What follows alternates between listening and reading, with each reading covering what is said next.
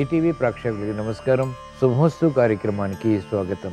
ఈనాటి శుభమస్తు కార్యక్రమంలోని గ్రహఫల మంసనలు, గ్రహాల యొక్క స్థితిగతులు, వాటి యొక్క శుభాశుభ ఫలితాల గురించి పరిశీలిద్దాం.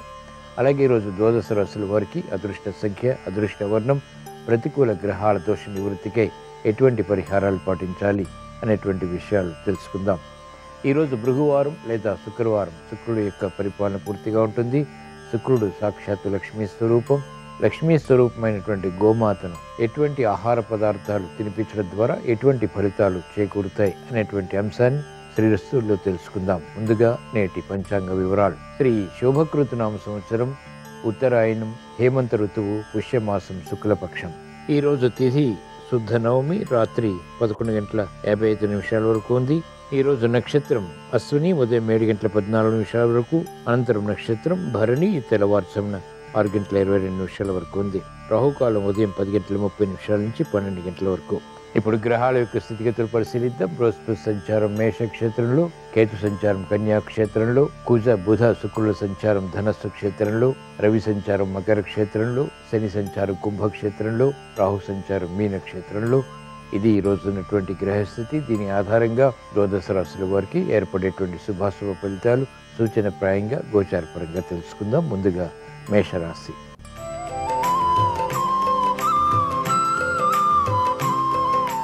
ఈరోజు మేషరాశి వారి ఫలితాన్ని పరిశీలించినట్లయితే స్థిరాస్తి విషయాలు అనుకూలతని కలిగిస్తాయి. ఆర్థిక స్తోమత పెరుగుతుంది. విదేశీ ప్రయాణాలు లాభిస్తాయి. నూతన ఉత్సాహంతో కూడినటువంటి కార్యక్రమాలు ప్రారంభించగలుగుతారు. ఆహ్లాద పరిస్థితులు మనస్సును రంజింపచేస్తాయి. కార్యక్రమ నిర్వహణలో నైపుణ్యం పెరుగుతుంది.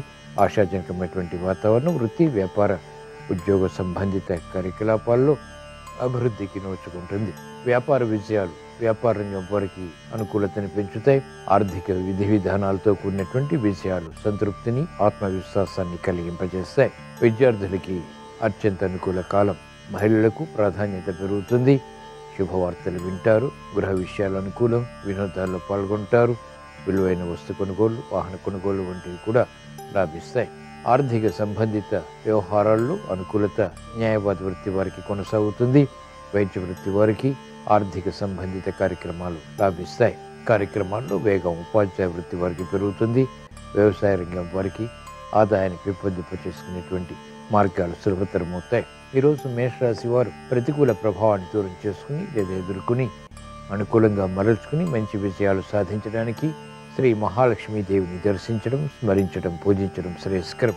శ్రీ సూక్త పఠనం, శ్రవణం వంటి ప్రక్రియలు లాభిస్తాయి. ఆర్థిక విజయాలు వేగవంతమవుతాయి. ఈరోజు మేషరాశి వారి అదృష్ట సంఖ్య 5. ఈరోజు మేషరాశి వారి అదృష్ట వర్ణం ఆకుపచ్చ.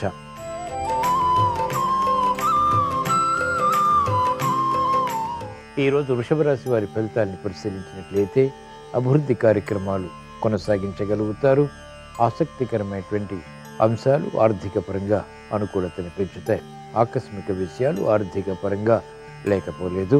ప్రయాణాల విషయంలో చిరు సమస్యలు తలెత్తుతాయి. మెరుగైనటువంటి అవకాశాలు వ్యాపార విషయాల్లో పొందగలుగుతారు. గతంలో కన్నా మెరుగైనటువంటి వాతావరణం ఆర్థికంగా అన్ని రంగాల వారికి బలాన్ని కలిగిస్తుంది. సినీ రంగం వారికి ప్రాధాన్యత పెరుగుతుంది. మంచి కార్యక్రమాల ద్వారా కీర్తిని పొందగలుగుతారు. కార్యక్రమ నిర్వహణలో నైపుణ్యం న్యాయవాద వృత్తి వారు ప్రదర్శించగలుగుతారు. అభివృద్ధి వైద్య వృత్తి వారికి అనుకూలతని ఆర్థికంగా కూడా పెంచుతుంది. విద్యార్థులకి సూక్ష్మత పెరుగుతుంది. విద్యా అవకాశాలు చేజిక్కించుకునేటువంటి ప్రయత్నాలు కలిసి వస్తాయి. నూతన ఉత్సాహం క్రీడారంగం వారికి పెరుగుతుంది. ఉపాధ్యాయ వృత్తి వారికి ఆలోచన సంపత్తి పెరుగుతుంది.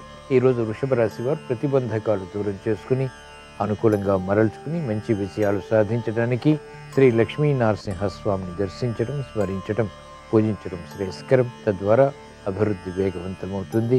సమస్యలు వేగవంతంగా పరిష్కరించుకోగలుగుతారు. ఈరోజు వృషభ రాశి వారి అదృష్ట సంఖ్య 6. ఈరోజు వృషభ రాశి వారి అదృష్ట వర్ణం తెలుపు.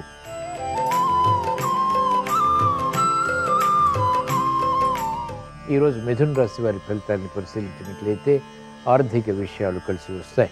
నూతన కార్యక్రమాలకు శ్రీకారం చుట్టగలుగుతారు. అభివృద్ధి వేగవంతంగా పూర్తి చేసేటువంటి ప్రక్రియలు కూడా లాభిస్తాయి.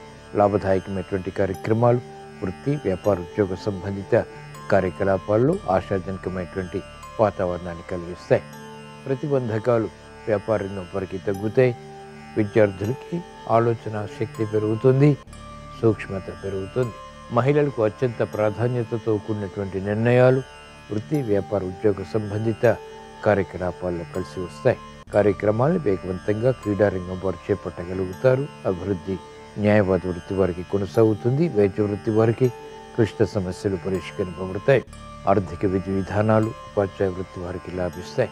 ఈరోజు మిథున రాశి వారు ప్రతికూల ప్రభావాన్ని దూరం చేసుకుని లేదా ఎదుర్కొని అనుకూలంగా మరల్చుకుని మంచి విజయాలు సాధించడానికి ధైర్యలక్ష్మీదేవిని స్మరించడం, దర్శించడం, పూజించడం శ్రేయస్కరం. తద్వారా మానసిక భీతి పోతుంది. చేపట్టినటువంటి కార్యకలాపాలు ధైర్యంగా పూర్తి చేసి విజయాలు సాధించగలుగుతారు. ఈరోజు మిథున రాశి వారి అదృష్ట సంఖ్య 9. ఈరోజు మిథున రాశి వారి అదృష్ట వర్ణం తెలుపు.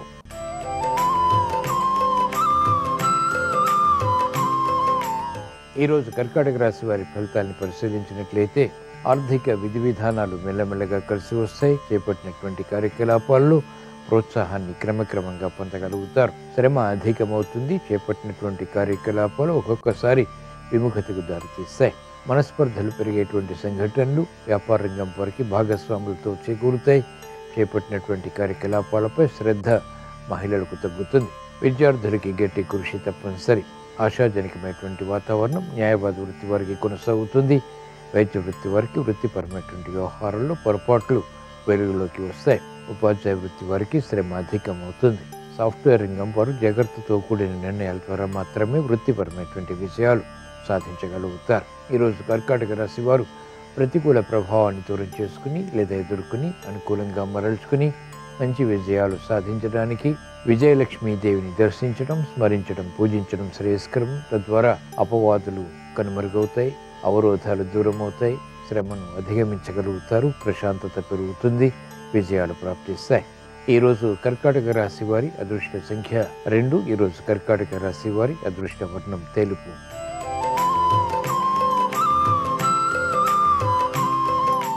ఈరోజు సింహరాశి వారి ఫలితాన్ని పరిశీలించినట్లయితే ఆర్థిక స్తోమత పెరుగుతుంది.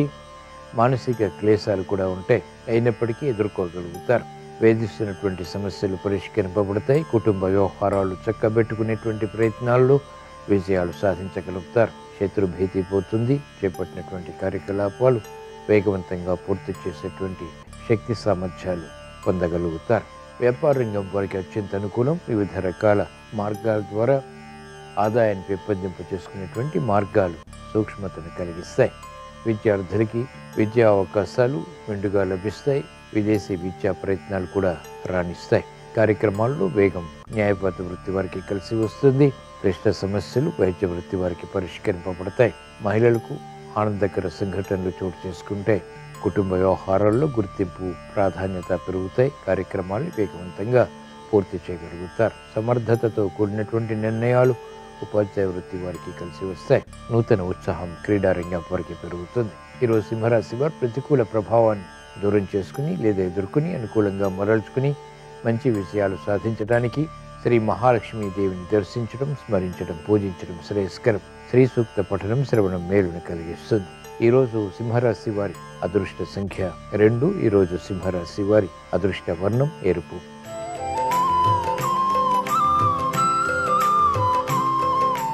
ఈరోజు కన్యారాశి వారి ఫలితాన్ని పరిశీలించినట్లయితే ఆర్థిక సంబంధిత లావాదేవీల్లో మెరుగైనటువంటి అవకాశాలు పొందగలుగుతారు.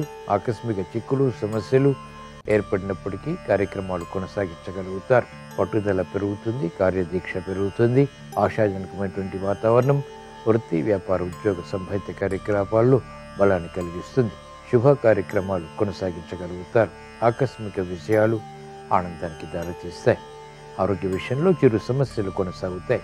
అభివృద్ధి వ్యాపార రంగం వారికి కొనసాగుతుంది. విద్యార్థులకి విద్యాపరమైనటువంటి విషయాలపై మెరుగైనటువంటి అవకాశాలు, మెరుగైనటువంటి విజయాలు సాధించగలుగుతారు.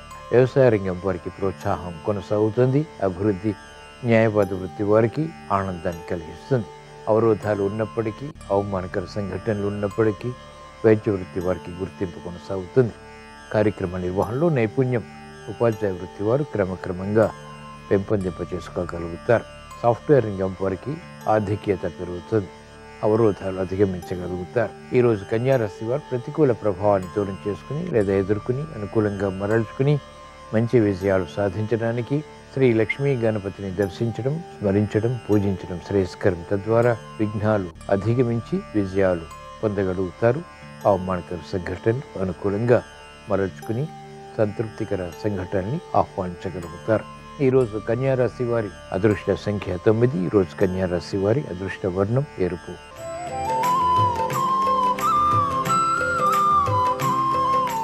ఈరోజు తులారాశి వారి ఫలితాన్ని పరిశీలించినట్లయితే ఆర్థిక సంబంధిత లావాదేవీలు కలిసి వస్తాయి. కార్యక్రమాలు సజావుగా పూర్తి చేయగలుగుతారు. మంచి వార్తలు వింటారు. శుభ ప్రయత్నాలు కలిసి వస్తాయి. నూతన ఉత్సాహంతో కూడినటువంటి కార్యసాధన ఆత్మవిశ్వాసాన్ని పెంపొందింపజేస్తుంది. విరోధాలు కనుమరుగవుతాయి. ఆత్మీయతతో కూడినటువంటి సంబంధ బాంధవ్యాలు బలాన్ని కలిగిస్తాయి. నూతన కార్యక్రమాలు గృహపరంగా మహిళలు ప్రారంభించగలుగుతారు. అనిశ్చిత పరిస్థితులు వ్యాపార రంగం వారికి కనుమరుగవుతాయి. ప్రశాంతత పెరుగుతుంది. ఆర్థిక వృద్ధికే చేసేటువంటి ప్రయత్నాలు లాభిస్తాయి. విద్యార్థులకి మంచి శకునాలు గోచరిస్తాయి. విద్యపై పట్టు సాధించగలుగుతారు. క్రమశిక్షణతో కూడినటువంటి కార్యకలాపాలు వైద్య వృత్తి వారికి రాణిస్తాయి. వ్యవసాయ రంగం వారికి ఆర్థిక ఒత్తిళ్లు కనుమరుగవుతాయి. ఆర్థిక ఆదాయం పెరుగుతుంది. కార్యక్రమాల్లో వేగం న్యాయవాద వృత్తి వారికి పెరుగుతుంది. అసహన పరిస్థితులు అనుకూలంగా మరల్చుకుని విజయాలు సాధించగలుగుతారు. సంతృప్తికర వాతావరణం సాఫ్ట్వేర్ రంగం వారికి ఉంటుంది. ఈరోజు తులారాశి వారు ప్రతికూల ప్రభావాన్ని దూరం చేసుకుని లేదా ఎదుర్కొని అనుకూలంగా మరల్చుకుని మంచి విజయాలు సాధించడానికి శ్రీ ధనలక్ష్మీ దేవిని దర్శించడం, స్మరించడం, పూజించడం శ్రేయస్కరం. తద్వారా వేగవంతమైనటువంటి విజయాలు ఆర్థిక పరంగా పొందగలుగుతారు. ఆత్మవిశ్వాసం పెరుగుతుంది. ఈరోజు తులారాశి వారి అదృష్ట సంఖ్య 2. ఈరోజు తులారాశి వారి అదృష్ట వర్ణం తెలుపు.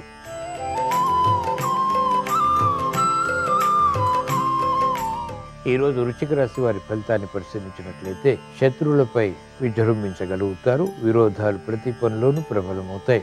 చేపట్టినటువంటి కార్యకలాపాల్లో విఘ్నాలతో కూడినటువంటి నిర్వహణ తద్వారా అంతిమ విజయాలు సంతృప్తిని కలిగిస్తాయి. మనస్పర్ధలు మహిళలకు పెరుగుతాయి. ఆశించినటువంటి కార్యక్రమ నిర్వహణ వెంటనే పూర్తి చేయలేకపోతారు. భాగస్వాములతో చిరు సమస్యలు వ్యాపార రంగం వారికి కొనసాగుతాయి. ఆర్థిక విషయాల్లో ఆకస్మిక చిక్కులు సమస్యలు ఉన్నప్పటికీ ఎదుర్కొని అంతిమంగా పరిష్కరించుకోగలుగుతారు. వైద్య వృత్తి వారికి సంకట పరిస్థితులు ఉంటాయి. త్వరితగతిన నిర్ణయాలు న్యాయవాద వృత్తి వారు తీసుకోలేకపోతారు. ప్రతిబంధకాలు క్రీడారంగం వారికి వృత్తిపరంగా ఎదురవుతాయి. ఆర్థికపరమైనటువంటి చిక్కులకు సమస్యలకు ఉపాధ్యాయ వృత్తి వారికి పరిష్కారాలు మెల్లమెల్లగా లభిస్తాయి.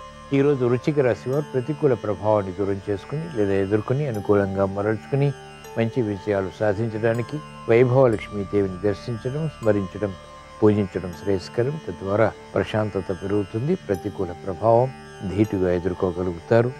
అనుకూలతని సాధించగలుగుతారు. ఈరోజు వృశ్చిక రాశి వారి అదృష్ట సంఖ్య 9. ఈరోజు వృశ్చిక రాశి వారి అదృష్ట వర్ణం పసుపు.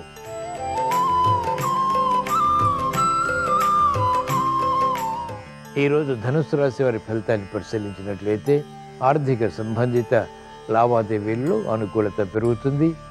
విధి విధానాలు సక్రమంగా పూర్తి చేసి ఉత్తమ విజయాలు సాధించగలుగుతారు. ఆత్మవిశ్వాసం కలిగి ఉంటారు. చేపట్టినటువంటి కార్యకలాపాలు ఇతరులకు మార్గదర్శకంగా మారతాయి. అభివృద్ధి కార్యక్రమాల్లో వేగం పెరుగుతుంది. ఆరోగ్యం క్షేమం. నూతన బాధ్యతలు తద్వారా విజయాలు వ్యాపార రంగం వారిని వరిస్తాయి.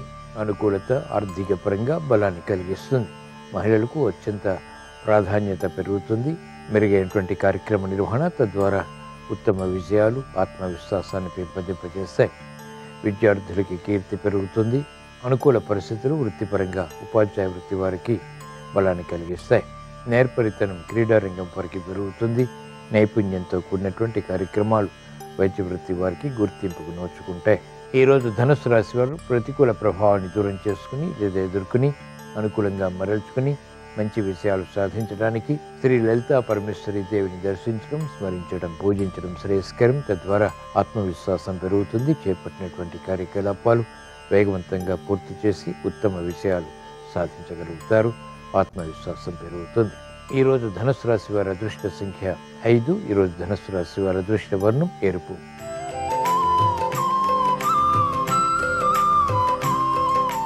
ఈరోజు మకర రాశి వారి ఫలితాన్ని పరిశీలించినట్లయితే ఆందోళనకర పరిస్థితులు ఆర్థికంగా ఉన్నప్పటికీ ఎదుర్కోగలుగుతారు. అనిశ్చిత పరిస్థితులు మానసికంగా మహిళలకు తగ్గుతాయి. స్థిరమైనటువంటి నిర్ణయాలకే చేసేటువంటి ప్రయత్నాలు లాభిస్తాయి. క్రమక్రమంగా ఆర్థిక సంబంధ బాంధవ్యాల్లో ఆశించినటువంటి ప్రయోజనాలు పొందగలుగుతారు. శ్రమ అధికమవుతుంది. చేపట్టినటువంటి కార్యకలాపాలు పదే పదే చేయవలసినటువంటి ఆవశ్యకత కూడా ఉంటుంది. అయినప్పటికీ అంతిమ విషయాలు సంతృప్తిని కలిగిస్తాయి. మానసిక వేదనలు మహిళలకు తగ్గుతాయి. అభివృద్ధి విద్యార్థులకి క్రమక్రమంగా చోటు చేసుకుంటుంది. న్యాయవాద వృత్తి వారికి చిక్కులు సమస్యలు వృత్తిపరంగా కొనసాగుతాయి. వైద్య వృత్తి వారికి పొరపాట్లు వృత్తిపరంగా చోటు చేసుకునేటువంటి సంఘటనలు ఉంటాయి. ఉపాధ్యాయ వృత్తి వారికి గట్టి కృషి తప్పనిసరి. చేపట్టినటువంటి కార్యకలాపాలపై సరైన అవగాహన లోపం ద్వారా సమస్యలు వెలుగులోకి వస్తాయి. ఈరోజు మకర రాశి వారు ప్రతికూల ప్రభావాన్ని దూరం చేసుకుని లేదా ఎదుర్కొని అనుకూలంగా మరల్చుకుని మంచి విషయాలు సాధించడానికి, గ్రహ ప్రతికూలతను ఎదుర్కోవటానికి ధైర్యలక్ష్మీదేవిని దర్శించడం, స్మరించడం, పూజించడం శ్రేయస్కరం. తద్వారా ఏలినాటి శని ద్వారా ఇతర గ్రహ ప్రతికూలత ద్వారా ఏర్పడేటువంటి అవరోధాలు, విఘ్నాలు, జాప్యాలు కనుమరుగవుతాయి. ప్రశాంతత పెరుగుతుంది. విజయాలు పొందగలుగుతారు. చేపట్టినటువంటి కార్యకలాపాలు కలిసి వస్తాయి. ఈరోజు మకర రాశి వారి అదృష్ట సంఖ్య 6. ఈరోజు మకర రాశి వారి అదృష్ట వర్ణం పసుపు.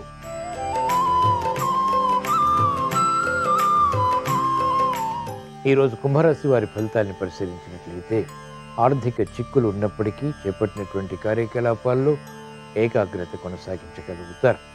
అవమానకర సంఘటనని అనుకూలంగా మరల్చుకునేటువంటి ప్రక్రియలు ఉపకరిస్తాయి.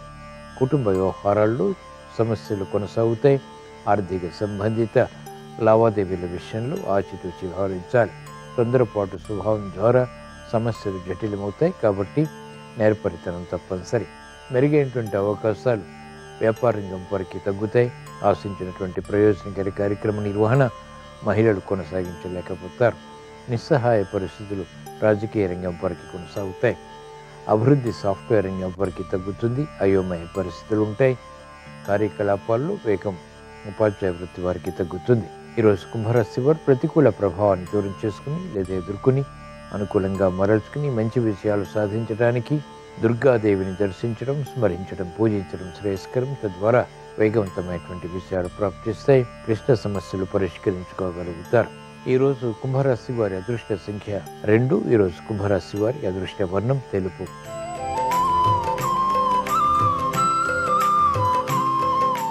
ఈరోజు మీనరాశి వారి ఫలితాన్ని పరిశీలించినట్లయితే ఆర్థిక అనుకూలత కొనసాగుతుంది. వేగవంతమైనటువంటి నిర్ణయాలు తీసుకోగలుగుతారు. ప్రతిభ గుర్తింపబడుతుంది. చేపట్టినటువంటి కార్యకలాపాలు కలిసి వస్తాయి.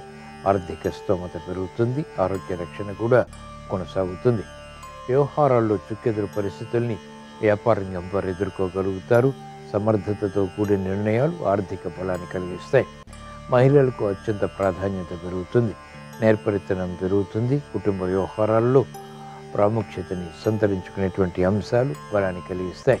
కార్యక్రమ నిర్వహణలో విద్యార్థులకి అనుకూలత కొనసాగుతుంది. సూక్ష్మతతో కూడినటువంటి నిర్ణయాల ద్వారా విద్యా అవకాశాలు అనుకూలతని పెంచుతాయి. వేగవంతమైనటువంటి నిర్ణయాలు ఉపాధ్యాయ వృత్తి వారికి కలిసి వస్తాయి. న్యాయవాద వృత్తి వారికి ఆదాయం పెరుగుతుంది. క్రమశిక్షణతో కూడినటువంటి కార్యాచరణ వైద్య వృత్తి వారికి గుర్తింపును తెచ్చిపెడుతుంది. సాఫ్ట్వేర్ రంగం వారికి ప్రాధాన్యత పెరుగుతుంది. వ్యవసాయ రంగం వారికి ఆర్థిక స్తోమత పెరుగుతుంది. ఈరోజు మీనరాశి వారు ప్రతికూల ప్రభావాన్ని దూరం చేసుకుని లేదా ఎదుర్కొని అనుకూలంగా మరల్చుకుని మంచి విషయాలు సాధించడానికి భద్రకాళి మాతను దర్శించడం, స్మరించడం, పూజించడం శ్రేయస్కరం. తద్వారా అవరోధాలని చకచక్యంగా ఎదుర్కోగలుగుతారు. భద్రత చేకూరుతుంది. పొరపాట్లని గ్రహించి సవరించుకుని విజయాలు పొందగలుగుతారు. ఈరోజు మీనరాశి వారి అదృష్ట సంఖ్య 3. ఈరోజు మీనరాశి వారి అదృష్ట వర్ణం ఎరుపు. ఇవి ఈరోజు ద్వాదశ రాశుల వారికి ఏర్పడేటువంటి శుభాశుభ ఫలితాలు. ద్వాదశ రాశుల వారికి మెరుగైనటువంటి అవకాశాలు వృత్తి, వ్యాపార, ఉద్యోగ సంబంధిత కార్యకలాపాల్లో కలగాలని, ఆర్థిక విషయాలు చేకూరాలని, కుటుంబ శ్రేయస్సుతో కూడినటువంటి నిర్ణయాల ద్వారా ప్రగతి కొనసాగించాలని శుక్రవారం సందర్భంగా శ్రీ మహాలక్ష్మీదేవిని స్మరిస్తూ ప్రార్థిస్తూ స్వస్తి. శ్రీరస్తు శుభమస్తు. గోమాతకు నానబెట్టిన ఉలవల ఆహారంగా తినిపిస్తే వృత్తిలో ఒక నిలకడ ఏర్పడుతుంది. అలాగే నానబెట్టిన బొబ్బర్లు తినిపిస్తే ధన అభివృద్ధి ఏర్పడుతుంది, ఆదాయ మార్గాలు పెరుగుతాయి. నానబెట్టిన గోధుమలు తినిపిస్తే కీర్తి ప్రతిష్టలు పెరుగుతాయి, కార్యాన్ని సాధించాలనే పట్టుదల పెరుగుతుంది. తోటకూర బెల్లం కలిపి గోమాతకు ఆహారంగా తినిపిస్తే మానసిక ప్రశాంతత కలుగుతుంది, ఆర్థిక వృద్ధి ఏర్పడుతుంది, కోర్టు వ్యవహారాల్లో విజయం సిద్ధిస్తుంది. నానబెట్టిన కందులు గోవుకు తినిపిస్తే కోపం తీవ్రత తగ్గింపజేసుకోవచ్చు. నానబెట్టిన మినుములు గోమాతకు తినిపిస్తే ఆత్మవిశ్వాసాన్ని పెంపొందింపజేసుకోవచ్చు. అలాగే నానబెట్టిన పెసలు తినిపిస్తే విద్యాభివృద్ధి ఏర్పడుతుంది. నానబెట్టిన శనగలు గోవుకు తినిపిస్తే వివాహ ప్రయత్నాలు విజయవంతమవుతాయి. అలాగే బంగాళదుంపలు ఉడికించి చల్లార్చి ఉప్పు కలిపి గోమాతకు తినిపిస్తే నరదృష్టి తీవ్రతను తగ్గింపజేసుకోవచ్చు. క్యారెట్ గోమాతకు తినిపిస్తే వ్యాపార పరంగా మంచి పురోభివృద్ధి ఏర్పడుతుంది. దోసకాయ ముక్కలు గోమాతకు తినిపించడం ద్వారా అంతఃశత్రు బాధల తీవ్రతను తగ్గింపజేసుకోవచ్చు. అలాగే టమోటాలు గోమాతకు తినిపించడం ద్వారా చేతి వరకే వచ్చి జారిపోతున్న వివాహ ప్రయత్నాలు విజయవంతమవుతాయి. అరటి పండ్లు గోమాతకు ఆహారంగా తినిపిస్తే ఉన్నత పదవులు లభిస్తాయి. బెండకాయలు తినిపించడం ద్వారా మనోధైర్యం పెరుగుతుంది. అలాగే మినప్పిండి బెల్లం కలిపి గోమాతకు తినిపిస్తే అఖండ ఐశ్వర్య ప్రాప్తిని సిద్ధింపజేసుకోవచ్చు. నానబెట్టిన కందిపప్పు తినిపిస్తే రుణబాధల నుంచి సులభంగా బయటపడవచ్చు. నానబెట్టిన పచ్చి శనగపప్పు గోమాతకు తినిపించడం ద్వారా కుటుంబ కలహాల తీవ్రతను తగ్గింపజేసుకోవచ్చు.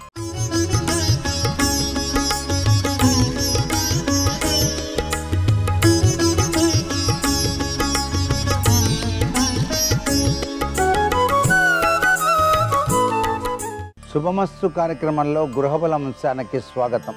ఏ ఇంట్లోకి మనం ప్రవేశించినా ఆ ఇంట్లో లక్ష్మీ కళ ఉట్టిపడుతూ ఉండాలి.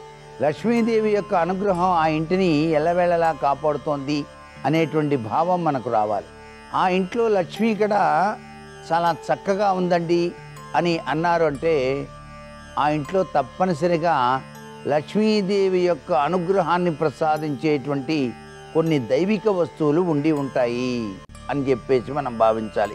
అటువంటి దైవిక వస్తువులు మన ఇంట్లో కూడా ఉంచుకుంటే సరిపోలే, మన ఇంట్లో కూడాను లక్ష్మీ కళ చాలా చక్కగా ఉంటుంది. ఆర్థికపరమైనటువంటి ఎటువంటి చిక్కులు లేకుండా ఈ జీవితం సుసంపన్నంగా కొనసాగుతుంది. కేవలం ఒక ఆర్థికపరమే కాదండి, ఆరోగ్య సమస్యలు కూడా ఉండకూడదు. అటు ఆరోగ్యము, ఇటు ఐశ్వర్యము, ఆయుష్, ఈ మూడు బాగుండాలి ప్రతి వాళ్ళకి. ఇలాంటివి అన్నీ కూడాను సమకూర్చేటువంటి అద్వితీయమైనటువంటి దైవిక వస్తువులు మనకు దొరుకుతాయి. అటువంటి దైవిక వస్తువుల్ని కనుక మనం మన గృహంలోని పూజా మందిరంలో కానీ బీరువాలో కానీ ఉంచుకున్నట్లయితే తప్పనిసరిగా అదృష్టవంతులమై తీరుతాము అని చెప్పేసి భావించాలి. ముఖ్యంగా లక్ష్మీదేవికి చాలా ప్రీతికరమైనటువంటిది, ప్రతి ఒక్క ఇంట్లోనూ కూడా ఉండవలసినటువంటిది దక్షిణావర్తి శంఖం. ఈ దక్షిణావర్తి శంఖం అనేటువంటిది సముద్రంలో మనకు లభ్యపడుతుంది. ఆ శంఖాన్ని గనక చెవి దగ్గర గనక ఉంచుకున్నట్లయితే ఓంకార శబ్దం కూడా వినిపిస్తుంది.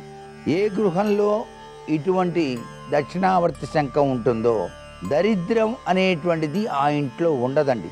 ఆ గృహంలో మహాలక్ష్మి స్థిరనివాసి అయి ఉంటుంది అని చెప్పేసి శాస్త్రం. అయితే ఈ దక్షిణావర్తి శంఖంలో ప్రతిరోజు కూడాను మంచినీళ్లు పోసి పైన గంధం బొట్టు పెట్టి నమస్కారం చేసి ఎరుపు రంగు పుష్పాన్ని ఉంచాలి. ఇలా చేసినట్లయితే లక్ష్మీదేవి అనుగ్రహాన్ని ఇస్తుంది. దీనిలో తప్పనిసరిగా గంగాజలం నింపితే చాలా మంచిదండి. గంగాజలం లేనటువంటి వాళ్ళు మామూలు నీటినైనా సరే నింపవచ్చు. అలా నీటితో నింపిన తర్వాత దాని మీద చేయి పెట్టి ఓం ఓం ఓం ఓం అని 9 సార్లు చదవాలి. అలా చదివిన తర్వాత ఆ నీటిని చేతిలోకి తీసుకొని మీ ఇంటి సింహద్వారం పైభాగాన గదుల్లో కూడాను చల్లినట్లయితే ఏమైనా కంటికి కనిపించినటువంటి దుష్టశక్తులు ఉన్నట్లయితే అవన్నీ కూడా పటాపంచలైపోతాయి. దుష్కర్మల యొక్క బారి నుంచి మనం రక్షించబడటానికి ఈ దక్షిణావర్త శంఖంలో ఉన్నటువంటి అపూర్వమైనటువంటి ఆ యొక్క నీరు సర్వవిధ రక్షణ కవచంగా మనకు పనిచేస్తుంది అని చెప్పేసి శాస్త్రం. అందుకే మీరు ఏదైనా దేవాలయానికి వెళ్ళినప్పుడు అక్కడ పూజ చేసేటువంటి సమయంలో దక్షిణావర్త శంఖంలో నీటిని తీసుకొని మన నెత్తిన చల్లి తరువాత పూజలోకి ఉపక్రమిస్తూ ఉంటారు చాలామంది. అంతేకాకుండా బాలదోషాలు, దుష్టగ్రహ పీడలు ఇవన్నీ కూడా తొలగించుకోవడానికి కూడాను ఈ దక్షిణావర్త శంఖంలోని నీరు మనకు చాలా చక్కగా పనిచేస్తుంది. మోతీ శంఖం అని చెప్పేసి చిన్న శంఖ ఉంటుంది. ఆ శంఖంలో నీరు పోసండి, శ్రీం నమః అనే మంత్రాన్ని చదివి ఆ నీటిని గనక రోజు గనక స్వీకరించినట్లయితే మీరు అనుకున్నటువంటి పనులన్నీ అనుకున్నట్టు నెరవేరుతాయి. ధనాదాయానికి సంబంధించినటువంటి అన్ని పనులు కూడా నిర్విఘ్నంగా నెరవేరుతాయి. అలాగే ఆరోగ్యం బాగాలేనప్పుడు ఆ మోతీ శంఖంలో ఉన్నటువంటి నీటిని తీసుకొని నెత్తిన చల్లి తీర్థంగా తీసుకొని ఆరోగ్య మంత్రం కనుక చదివినట్లయితే అనారోగ్యం తొలగిపోయి ఆరోగ్యతత్వం విరాజిల్లింపచేస్తుంది ఆ మోతీ శంఖం. దక్షిణావర్త శంఖం, మోతీ శంఖం ఇవన్నీ దైవానుగ్రహ శక్తికి తత్వానికి సంబంధించినటువంటివి. సముద్రంలో మనకు లభ్యపడతాయన్నమాట. అందుచేతనే లక్ష్మీదేవి స్వరూపాలుగా వీటిని మనకు శాస్త్రం అభివర్ణిస్తోంది. ఇటువంటి లక్ష్మీదేవి యొక్క అనుగ్రహాన్ని ప్రసాదించే చక్కటి దైవ అనుగ్రహ తత్వంతో ఉన్నటువంటి ఈ వస్తువు మీ గృహంలో ఉంచుకోవటం ఎంతైనా అవసరం. అలాగే మీరు ఏ శుభముహూర్తంలో అయినా సరే దక్షిణావర్త శంఖాన్ని తీసుకొని రావచ్చు ఇంటికి. ఆర్థిక ఉన్నతి, వ్యాపార వృద్ధి, భౌతిక సుఖ సంపదల వరంగా ఇది అద్వితీయమైనటువంటి ప్రభావాన్ని మానవాళికి అందిస్తోంది. శంఖం లక్ష్మీదేవికి సహోదరుడుగా, విష్ణు ప్రియమైనదిగా, ఎవరి ఇంట్లో అయితే దక్షిణావర్త శంఖం ఉంటుందో అక్కడ లక్ష్మీదేవి నివసిస్తుంది అని చెప్పేసి విష్ణువు అడిగినప్పుడు స్వయంగా లక్ష్మీదేవి ఇలా చెప్పిందిట, వాసామి పద్మోత్పల శంఖ మధ్యే వాసామి చందేచ మహేశ్వరేచ అని చెప్పేసి. అంటే ఎక్కడైతే ఈ దక్షిణావర్త శంఖం ఉందో అక్కడ నేను ఉంటాను స్వామి అని చెప్పేసి. కాబట్టి దక్షిణావర్త శంఖం అంత మహిమాన్వితమైనటువంటి విశేషకరమైనటువంటి ప్రభావాన్ని ఇస్తుంది. దీనిలోనే కొన్ని ముత్యాల శంఖాలు అని చెప్పేసి కూడా మనకు లభ్యపడతాయి. ఆ ఆకృతి ముత్యాల ఆకృతిలో ఉంటుంది. ఇది చంద్రతత్వానికి నిదర్శనం. చంద్రశంఖం అని చెప్పేసి అంటారు. సముద్రం నుంచి పుట్టినటువంటి వస్తువే ఇది కూడాను. ముత్యాల శంఖం ముత్యపు కాంతితో గుండ్రంగా మెరుస్తూ ఉంటుంది. ఇలాంటి శంఖాన్ని ఎవరైతే పూజిస్తారో వారికి దారిద్ర్యం నశించి ఐశ్వర్యం వస్తుంది అని చెప్పేసి శాస్త్రం. అందుకనే మనం ప్రతి సంవత్సరం అక్షయ తృతీయ నాడు ఇటువంటి శంఖాన్ని పూజించేటువంటి సాంప్రదాయం కూడా ఉంది. ఆనాడు ఈ శంఖాన్ని కనుక పూజించినట్లయితే మంత్రతత్వంతో బియ్యపు గింజల్ని ఆ యొక్క ముత్యాల శంఖంలో వేసి ఆ శంఖంలో వేసిన బియ్యపు గింజల్ని మనం దాచుకునేటువంటి నిత్యం వాడుకునేటువంటి బియ్యపు డబ్బాలో కనుక వేసినట్లయితే చాలా విశిష్టవంతమైనటువంటి ప్రభావంతో సిరి సంపదలతో మనం తులతూగుతాము అని కూడా శాస్త్రంలో చెప్పినటువంటి రహస్యం. మరికొన్ని ముఖ్య విషయాలు రేపటి శుభమస్సు కార్యక్రమంలోని గృహబల అంశాలు తెలుసుకుందామా? మరి సర్వే జనా సుఖినో భవంతు.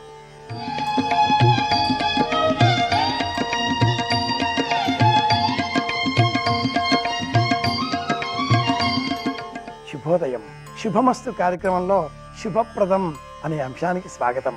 అర్ధానాం ఆర్జనే దుఃఖం ఆర్జవానాం తు రక్షణం వ్యయే దుఃఖం హరే దుఃఖం అర్థం దుఃఖస్య కారణం అంటుంది నీతి శాస్త్రం. అయినా కూడా అందరికీ అర్థం కావాలి. అర్థం కావాలి అంటే అర్థం అంటే విత్తం, ధనం. జీవితంలో అత్యవసరంగా అందరికీ కావలసినటువంటి ప్రధానమైనటువంటి దినుసు, జీవితానికి సంబంధించిన ఉపయోగకరమైనటువంటి దినుసు డబ్బు, ధనం. ఈ ధనాన్ని ఒక యోగంగా సూచిస్తుంది జ్యోతిష శాస్త్రం. ధనయోగం అంటే ఏమిటి?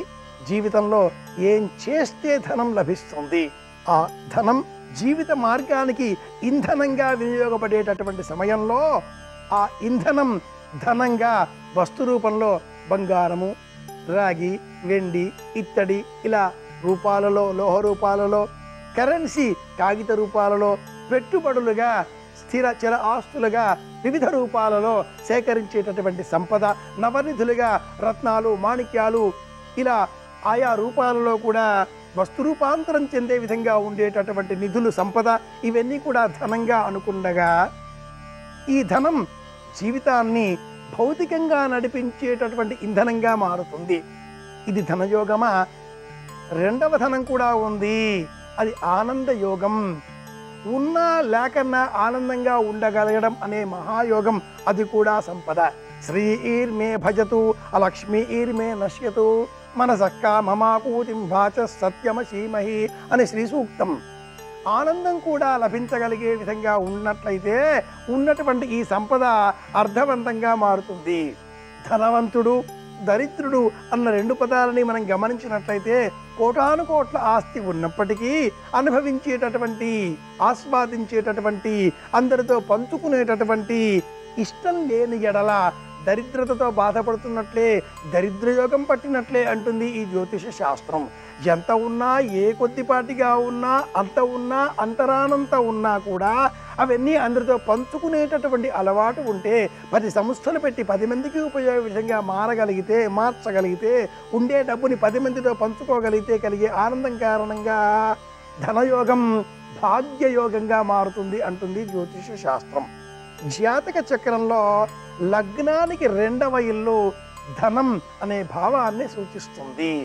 ద్వితీయం ధనవాగ్విత్తం కుటుంబం నేత్ర సంజ్ఞికం అని నిఘంటువు. 2వ ఇంటికి సంబంధించిన భావాలని కారకంగా చెప్పేటటువంటి ఈ శ్లోకంలో 2వ ఇల్లు ధనం అంటుంది జ్యోతిషం. ఈ 2వ ఇంట ఇంకా చాలా ఉన్నాయి.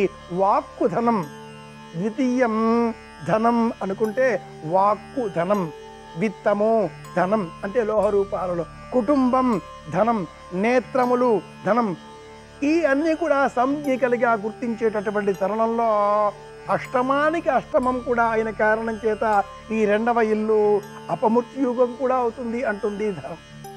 అంటే ఏ ధనం మనం పెంచుకుంటామో ఆ ధనం మనకు అపమృత్యువును కూడా కలిగిస్తుంది. ఏ కారణం చేత సంపదని మనం కూడబెట్టుకుంటున్నామో ఆ సంపద కారణంగానే మనకు అపమృత్యుయోగం కూడా ఉంది కనుక ఉన్న సంపదను అందరితో పంచుకోవాలి. ధనయోగం అంటే జాతక చక్రంలో ఉన్న 2వ ఇల్లు. ఈ 2వ ఇంటికే మారక స్థానం అని కూడా జ్యోతిషం చెబుతుంది. ఏమిటి మారకం? మనకు వచ్చిన చదువును మనమే అట్టి పెట్టుకుని ఎవరికీ చెప్పకుండా నా అంతవాడు లేడు అంటూ విర్రదిగితే అది మారకం అవుతుంది. నా వద్ద ఉన్న ధనం నాదే అంటూ, అంతా నాకే కావాలి అంటూ అలా ముడిచిపెట్టుకుని, దాచిపెట్టుకుని, భద్రపరుచుకొని నేనొక్కడినే అనుభవించాలి అంటూ ఎవరైనా ప్రవర్తిస్తే అది మారకం అవుతుంది అంటుంది జ్యోతిష శాస్త్రం. కనుక మన వద్ద ఉన్న డబ్బును అందరికీ ఉపయోగపడే విధంగా సంస్థలలో పెట్టుబడిగా పెట్టాలి. ప్రభుత్వ నియమాలకు లోబడి జీవితాన్ని, జాతకాన్ని మార్చుకోవాలి. వేసిన డబ్బు 2 మారుతుంది. మన అదృష్టాన్ని అనుసరించి ఈ లక్ష్మీ అనుగ్రహం పొందాలి, ఈ ధనం కావాలి అంటే మనసును స్వచ్ఛంగా ఉంచుకోవాలి.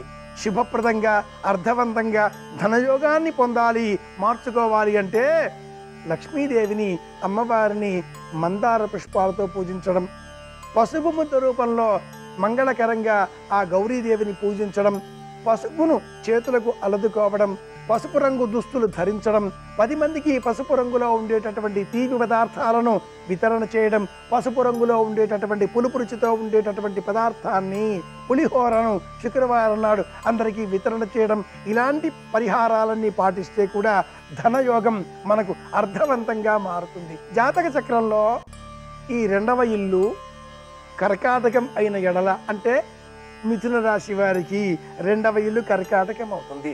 ద్వితీయానికి ద్వితీయం, ఇది జ్యోతిషంలో పరమ సూచనంగా చెప్పేటటువంటి వాక్యం. 2వ ఇల్లు ధనమే కానీ 2వ ఇంటికి 2వ ఇల్లు అంటే 3వ ఇల్లు.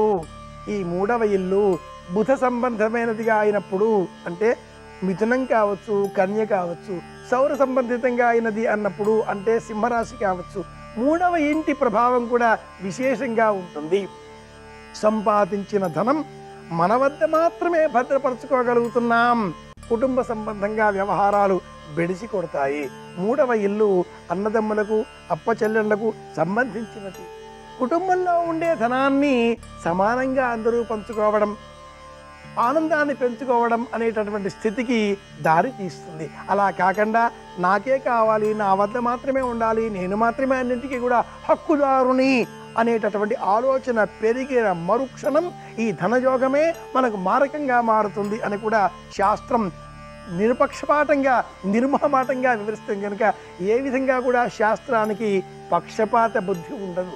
నిర్మహమాటంగా శాస్త్రం ఖచ్చితంగా చెబుతుంది. కాబట్టే ధనయోగం పెంచుకోవాలి అంటే పంచుకోవాలి అంటారు శాస్త్రకారులు.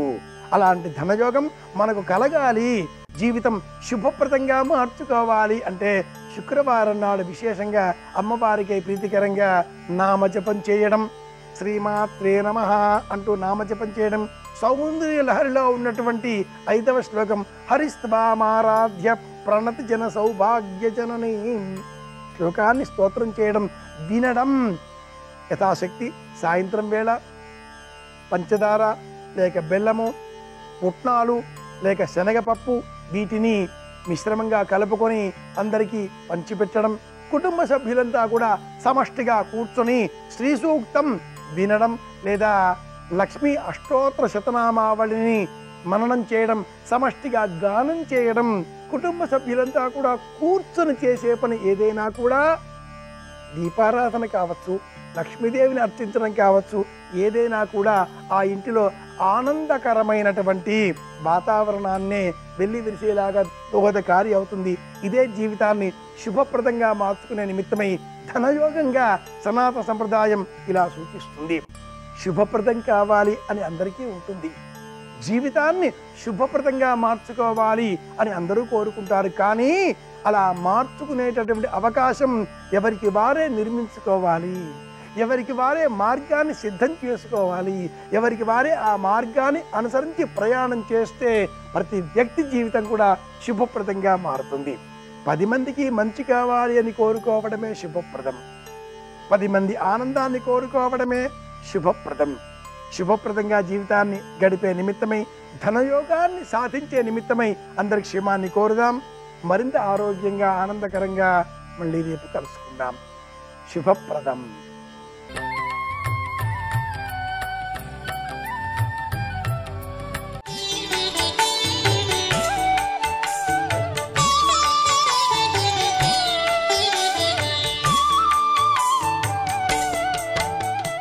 ఆయన శాశ్వతుడు, నిత్యుడు, నిరంజనుడు, ఎప్పుడూ అలాగే ఉంటాడు.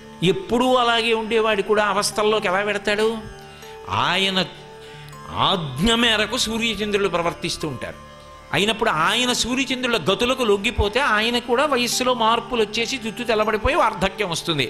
ఆయన శాసనానికి వాళ్ళు తిరుగుతుంటే ఇంకా ఆయన్ని కాలం ఎలా శాసిస్తుంది? ఆయన కాలాతీతుడు.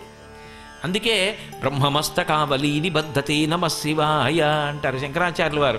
దో పునుకల పేరు కంఠమన భూరి భుజంగము భూషణంబుగా అనయము భస్మధారణము అద్రి నివాసము మీరు విల్లుగా అనుబుగ దంతి చర్మమును హస్తములందు కపాలచూలములు పడివడిదల్తు శంకర కృపావరు రూపమును ఆశ్రయించదన్నంటారు. ఆయన మెళ్ళో పునుకలమాల ఎవడు ఓ రుద్రాక్షదండ వీలేదని వేసుకున్నవాడు కాడు. ఆయనకి ఓ బంగారంతో చిన్న రుద్రాక్షలు చుట్టించేవాడే లేడండి లోకంలో. అందుకు కాదు, అన్నీ ఆయనవే అయితే ఇంకా ఆయన కొత్తగా వేసుకోవాలా? ఓ పెద్ద భవంతి ఉంది. ఆ భవంతి యజమాని ఓ చిన్న తువ్వాలు కూడా కట్టుకుని మొక్కకి గొప్పు చేసుకుంటున్నాడు. అయితే అదంతా ఆయనదే ఐశ్వర్యం. నీకు ఆయన ఎలా కనపడితే ఐశ్వర్యం ఆయనదే. ఆయన నువ్వు తోటమాలనుకో, ఇంటి కూలి అనుకో, కానీ అసలు నిజానికి ఆయనే ఆ ఇంటికి ఎత్తటికి యజమాని, శంకరుడు అంతే. ఆయన అన్నీ ఆయనవే కాబట్టి అన్నీ వేసుకోవాలని ఎక్కడుంది? నిరాడంబరంగా అలా ఉంటాడు. ఆయనకి అంతర్ముఖత్వం, ప్రీతి. అలా ఉన్నవాళ్ళంటే ప్రీతి. బాహ్యాడంబరముల యందు ఆయనకి అనురక్తి లేదు. కాబట్టి అటువంటి మహానుభావుడు కనుక కాలమునకు వశపడేవాడు కాడు. దానికి తార్కాణమే ఆయన మెడలో వేసుకునేటటువంటి పుర్రెల మాల. అది ఎక్కడి మాల అంటే, ఈ సృష్టి ప్రారంభం చేసినప్పుడు మొట్టమొదట బ్రహ్మగారిని పుట్టించి ఆయనకి 4 వేదములనిచ్చి వేదములను ఆధారం చేసుకుని ఈ సృష్టి చేయమంటాడు. ఎవరిలోకి వెళ్ళిపోయిందో మహాప్రళయంలో వాళ్ళల్లోంచే కదండి రావాలి సృష్టి అంతా. ఆయనలోకి వెళ్ళిపోతే ఆయనలోంచేనా బయటికి రావాలి? అప్పుడు అసలు సృష్టి ప్రారంభం ఆయన దగ్గర నుంచేనా అయింది? అప్పుడు బ్రహ్మగారికి వేదములనిచ్చి సృష్టి చేయమని చెప్పేటటువంటిది ఆయనేనా? కాబట్టి ఆయన సృష్టిని ప్రారంభం చేస్తాడు. ఎవరిని సృష్టి చెయ్యమని బ్రహ్మ పదవిలో కూర్చోబెట్టాడో ఆయన కూడా కొంత ఆయుర్దాయం అయిపోయిన తర్వాత పడిపోతాడు. పడిపోతే అయ్యో ఇన్ని పుర్రెలతో పాటు ఈయన పుర్రె కూడా బొత్తిగా శ్మశానంలో పడిపోతే ఏం బాగుంటుందని ఓ మర్యాద కోసం దాన్ని తీసి తలపకి చుట్టి మెడలో వేసుకున్నాడు. అలా ఎన్నో పుర్రెలు అయ్యాయి, పెద్ద మాలయింది. అంటే ఇంతమంది బ్రహ్మలు వెళ్ళిపోయారు, ఆయన అలాగే ఉన్నాడు. ఆయన కాలాతీతుడని చెప్పడానికి ఆ మాల నిదర్శనం. కాబట్టి పునుకల పేరు కంఠమున బ్రహ్మమస్తకావలి నిబద్ధతే నమశివాయ. ఆయనే కాలమునకు లొంగడు కాబట్టి యవ్వనంలో కూర్చుంటాడు. అందుకే చిత్రం వటతరోర్మూలే వృద్ధా శిష్య గురుర్యువా గురోస్తు మౌనం వ్యాఖ్యానం శిష్యాస్తు క్షణ సంశయా. ఆయనే యవ్వనంలో ఉండగలడు, ఆయనే పరమవృద్ధుడిగా కనపడగలడు, ఎలాగైనా కనపడగలడు. ఎందుకంటే అసలు కాలము ఆయనకు వశవర్తి అయి ఉంటుంది తప్ప ఆయన కాలమునకు వశపడేటటువంటి వాడు కాదు కనుక. అందుకని చిన్నారులలోన చిన్నవాడందుమా ఏనాటి వాడకో ఎరుకలేదు. అతడు రూపమున అతడు భలె ఆకారమున అతడు భలె మేటియందుమా ఆకారమెట్టిదో అరయరాదు. మూలమునకు ఆకారం ఏముంటుంది? బంగారం అంటూ ఉండాలి కానీ ఎన్ని ఆభరణాలన్నా అవుతుంది. ఆభరణం మాత్రం శాశ్వతం కాదు, కరిగిస్తే మళ్ళీ బంగారం అవుతుంది. పరమేశ్వరుడు అంతే, ఆయన మూలధాతువు. ఆయన లేక సృష్టి లేదేమో కానీ సృష్టి లేకపోయినా ఆయన ఉంటాడు. ఆభరణములు లేకపోయినా బంగారం ఉంటుంది, కరిగించి ముద్ద చేయిస్తే. బంగారం లేకుండా ఆభరణాలు రావు. ఆయన లేని సృష్టి లేదు, సృష్టి లేకపోయినా ఆయన ఉంటాడు. కాబట్టి ఆయనకి ఆకృతి ఏమిటి అసలు? అందుకే భక్తులు కోరుకుంటే 63 లీలామూర్తులు పొందాడు. 63 లీలామూర్తులు పొందాడు. ఆయన లింగస్వరూపాన్ని పొందాడు. ఎందుకని లింగస్వరూపాన్ని పొందాడు అంటే ఉపాసనా భేదాన్ని ఆవిష్కరించారు. మహాభారతంలో అశ్వత్థామ కృష్ణార్జునులు ఇద్దరి మీద అస్త్రప్రయోగం చేశాడు. అస్త్రప్రయోగం చేస్తే వాళ్ళని చెనకలేదు, చాలా బాధపడ్డాడు. ఏమిట్రా అస్త్రం వేశాను వీళ్ళ మీద, వీళ్ళని ఏమీ చెనకలేదు అస్త్రం అని చెప్పి బాధపడి వెళ్ళిపోతున్నాడు. వెనక్కి తిరిగి వెళ్ళిపోతుంటే పైనుంచి నల్ల మబ్బు ఒకటి దిగుతున్నట్టు అనిపించింది. ఇదేమిటి మబ్బు దిగుతోందని నిలబడి చూశాడు. వ్యాస భగవానుడు దిగాడు. దిగితే ఆయన తెల్లబోయి వ్యాస భగవానుడి దర్శనమైందని అశ్వత్థామ వ్యాసుడికి నమస్కారం చేసి కూర్చున్నాడు. ఏమిరా అబ్బాయి చిన్నబుచ్చుకున్నావు అని అడిగాడు. అడిగితే నేను ఎన్ని అస్త్రములు వేసినా కృష్ణార్జునుల్ని చెనకలేదు, ఎందుచేత చెనకవని అడిగాడు. అడిగితే అప్పుడు చెప్పాడు, లింగమర్చతయ ప్రభోహో, అందుకని వారి యందు కరోతి వృషభధ్వజ తస్మిన్నభ్యధికాం ప్రీతిం కరోతి వృషభధ్వజ. సాకారమును ఉపాసన చేసిన వాడి కన్నా లింగాకారమును ఉపాసన చేసిన వాడు ఉపాసన యందు పై స్థాయిలో ఉంటాడు కాబట్టి పై స్థాయి ఉపాసకుడిని కింద స్థాయి ఉపాసకుడు చెనకలేడు. అందుకని వాళ్ళు లింగోపాసకులు.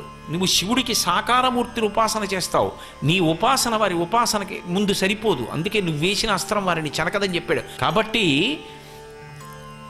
ఉపాసన యందు పై స్థాయిని చూపించడానికి లింగమూర్తి అయి ఉంటాడు. పైగా లింగం అంటే గుర్తు, సృష్టి స్థితి లయలకు అదే గుర్తు. అది కిందకొచ్చేస్తే లింగమైంది. లింగం ఇలా ఉందనుకోండి, పైన ఇలా ఉంటుంది. అదే ఇలా పెరిగింది అనుకోండి, ఇలా పెరుగుతూ వెళ్ళింది అనుకోండి, ఇలా చుట్టింది, గుడిని చుట్టింది, ఇలా చుట్టింది, కొమ్మాదిని చుట్టింది, ఇలా చుట్టింది, రాష్ట్రాన్ని చుట్టింది, ఇలా చుట్టింది, దేశాన్ని చుట్టింది, ఇలా చుట్టింది, విశ్వాన్ని చుట్టింది. ఇప్పుడు లింగమే విశ్వము, విశ్వమే లింగము. అది తగ్గుతూ వచ్చింది నా కోసం, అదిగో గుళ్ళో అంతయింది. కాబట్టి లింగము అంటే అంతా ఇందులో ఉందో అదే లింగం. అటువంటి స్వరూపి కాబట్టి ఆయనకి ఆకారం ఇది అని చెప్పడం ఎలా కుదురుతుంది అంతటి అద్భుతమూర్తికి? కాబట్టి ఆయన గురించి చెప్పడానికి ఆకారమున అతడు భలే మేటియందుమా ఆకారమెట్టిదో అరయరాదు. అసలు ఆయన సౌందర్యానికి వివశులైపోతారు. నమః శివాయ నమః శివాయ